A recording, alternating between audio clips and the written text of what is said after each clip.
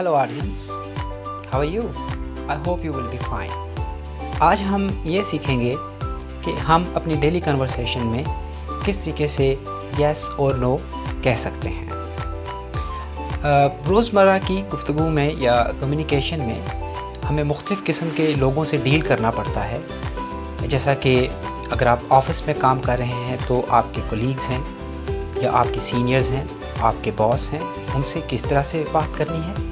इसी तरीके से अगर आप अपने फ्रेंड्स के साथ बात कर रहे हैं जो कि कैजुअल या इनफॉर्मल लेवल की आपकी टॉक हो रही है, वहाँ पे आपने किस तरीके से येस करना है या किस तरीके से नो करना है, और फॉर्मल लेवल पे आप किस तरीके से येस और नो कर सकते हैं। येस जिसको उर्दू में आप हाँ कहते हैं और नो जिसको आप नहीं कहते हैं, इसके मुख्तलिफ़ वेरिएशंस हैं। इसमें आप और मुख्तलिफ़ तरीक़ों से इसको यूज़ करते हैं। अब जो चीज़ या जो लफ्ज़ या जो फ्रेज़ आप दोस्तों के साथ यूज़ करते हैं वो आप कभी भी अपने सीनियर्स के साथ, कॉलेज के प्रिंसिपल के साथ, अपने टीचर्स के साथ यूज़ नहीं कर सकते, या आपका कोई बिज़नेस पार्टनर है आप यूज़ नहीं कर सकते।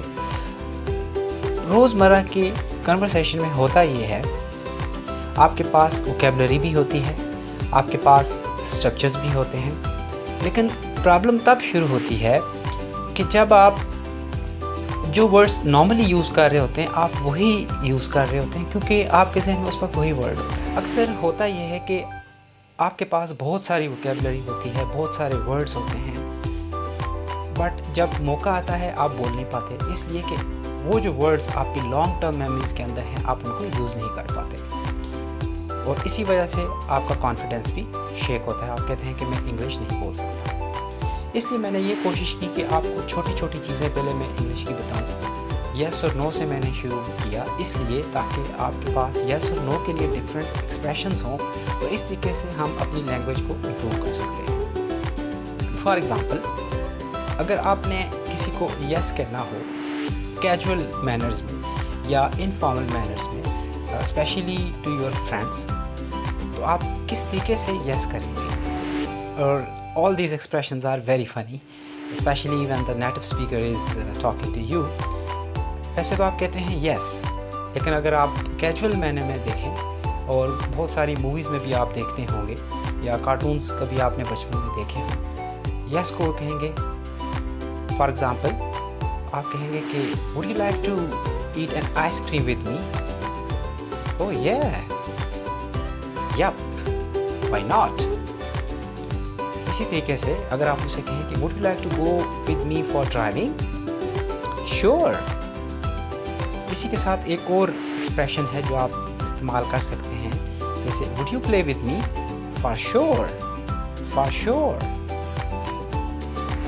इसी के साथ एक और आगे एक वर्ड आता है, जैसे we have done a lot of good work. What do you think? Okay, yes, we have done a very good job.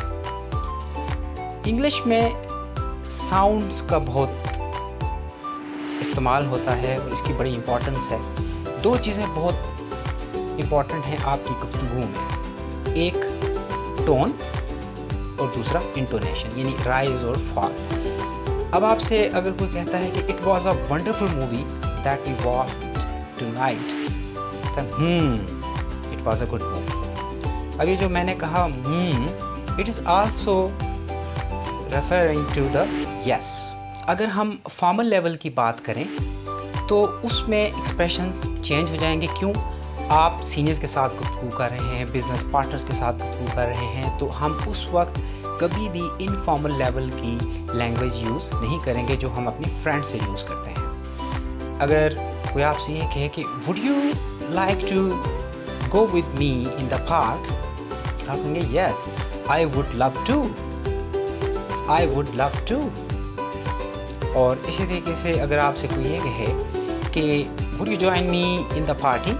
Of course, yes, I will join you in the party।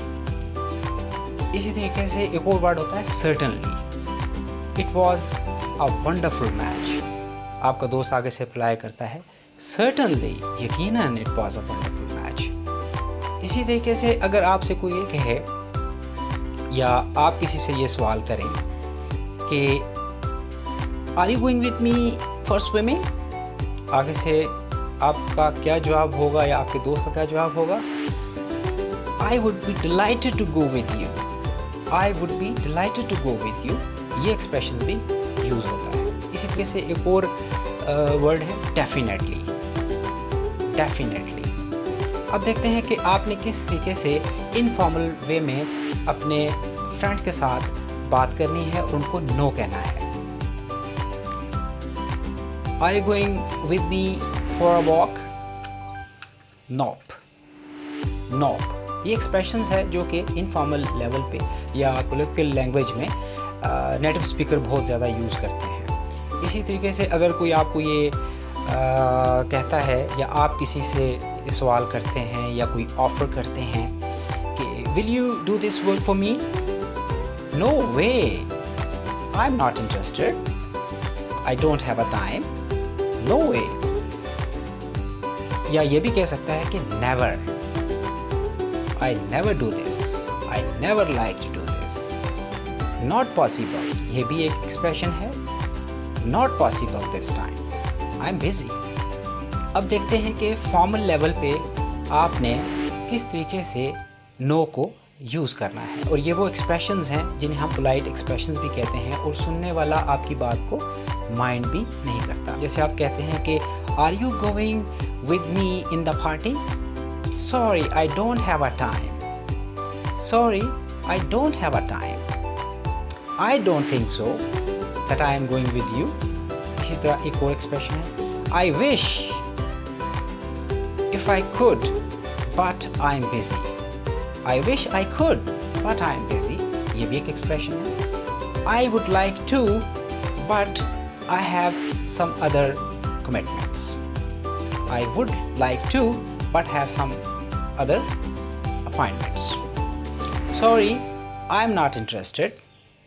अगर आप उससे ये कहते हैं कि क्या तुम मेरे साथ मैच देखने जाओगे, तो आपका दोस्त कहता है sorry I am not interested, यानी उसको मैच अच्छा ही नहीं लगता। या वो ये भी कह सकता है, एक और एक्सप्रेशन है जैसे नॉट टुडे, यानी आज नहीं मैं देखना चाहता, नॉट टुडे।